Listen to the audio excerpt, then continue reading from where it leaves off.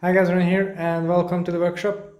If you watched my first S-Works Venge video, then you probably know that I built that bike up at first with the MV 4.5 SES AR wheelset, which is a specialist wheelset for high volume tires while remaining super aero. I really like this wheelset.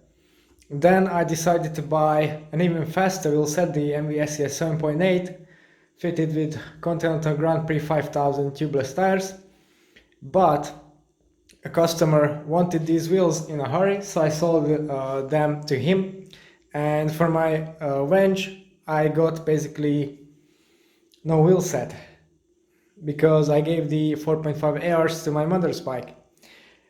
But then I decided that the waiting time for the MVs is usually very long.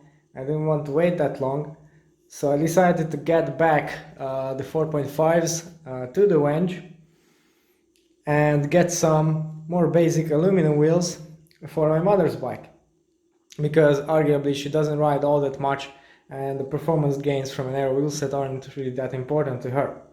So today I would like you to welcome my new Hunt wheelset, which I will use exactly for this purpose. Now I looked at a couple of options from, for example, Mavic, Zip, etc. And DT Swiss also. But my main issue here was availability.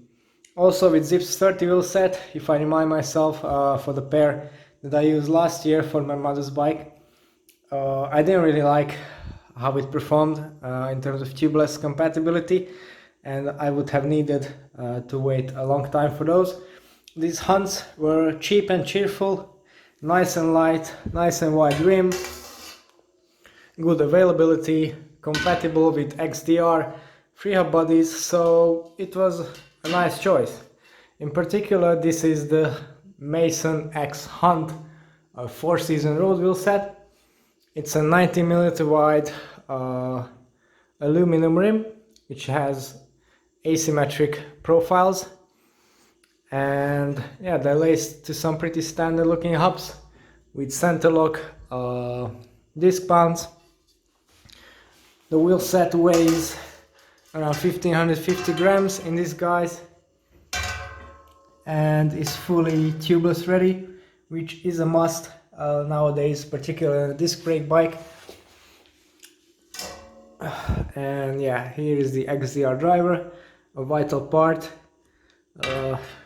It's not as widespread as it should be as of now, and as you know, my mother's bike is the first one that I have here that uses the XDR driver body because of the 12-speed force group set. Overall, the wheel build is very nice, appears to be very nice. However, one thing I found is the friction in the free hub is super high. I think it's because it uses a very robust seal. Probably it's also jam-packed with some high-density grease for weather protection. So now it's extremely hard to turn and will probably require some braking. I think within a couple of kilometers that's going to be sorted. So these are the wheels themselves. I will set them up with the Schwalbe Pro One 28mm tires that are currently on the 4.5s. And for the 4.5s I'm going to try and use the GP 5000 tubeless 28s, which I'm going to talk about in a future video.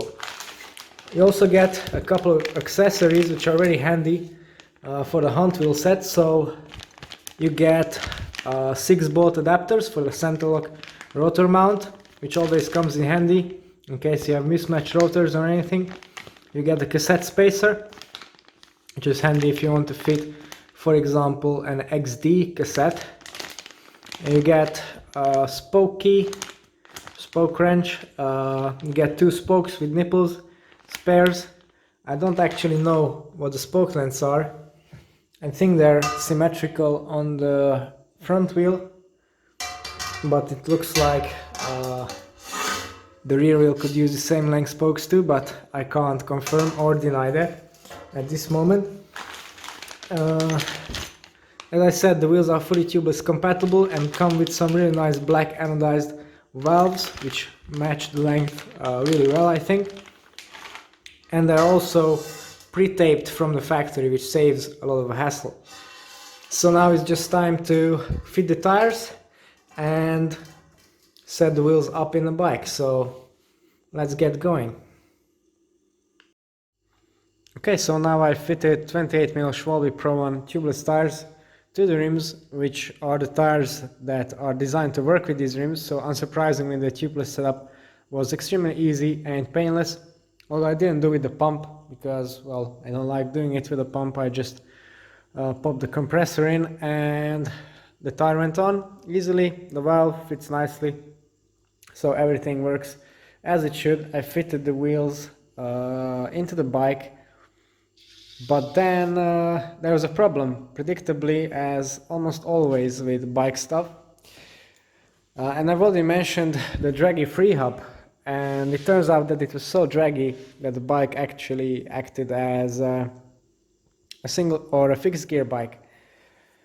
And that's a problem because then you can't freewheel, the chain goes off all the time. It's a problem.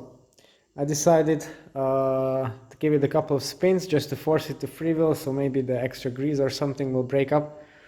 But that was not the case. So I got a bit annoyed. I decided to pop the wheel out of the bike and have a look at the free hub body. And what I found is quite interesting. So this is the axle. It spins off like that with a 17mm spanner from the other nut on the other side. I don't have two 17mm spanners, all three hands, so I put it in the vise with soft jaws to remove it. The hub itself is quite a simple design. 4 poles right here, or 4 double ones, 8, I don't know how we call that, held in by a little spring. So nothing extraordinary. And what I found is quite interesting. As you can see, there's one rubber seal here, and there's exactly the same rubber seal once more. One was stuck to the free hub, the other one was stuck to the hub shell.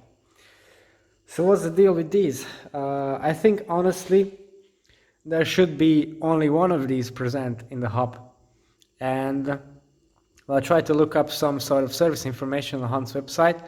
I couldn't find it. But what I think that happened is, well, normally you get these wheels with the Shimano 11-speed free hub body. And I think when I ordered this with the XDR, I think someone in the factory had to physically take off the 11-speed and put the XDR on. And there was a rubber seal on the XDR, but the rubber seal from the 11-speed got stuck on the hub shell.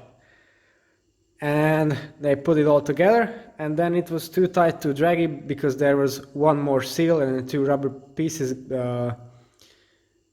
sliding against each other. There's a whole lot of friction.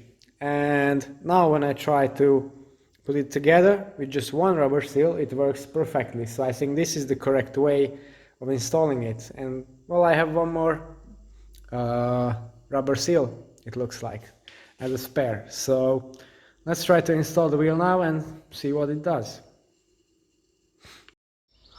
Okay, the wheels are now on. The free hub is working nicely with a 12-speed force cassette. And rear mac, everything is shifting nicely. The brakes work, although the rotors need a bit of braking in. These are the new Aero road-specific rotors from SRAM.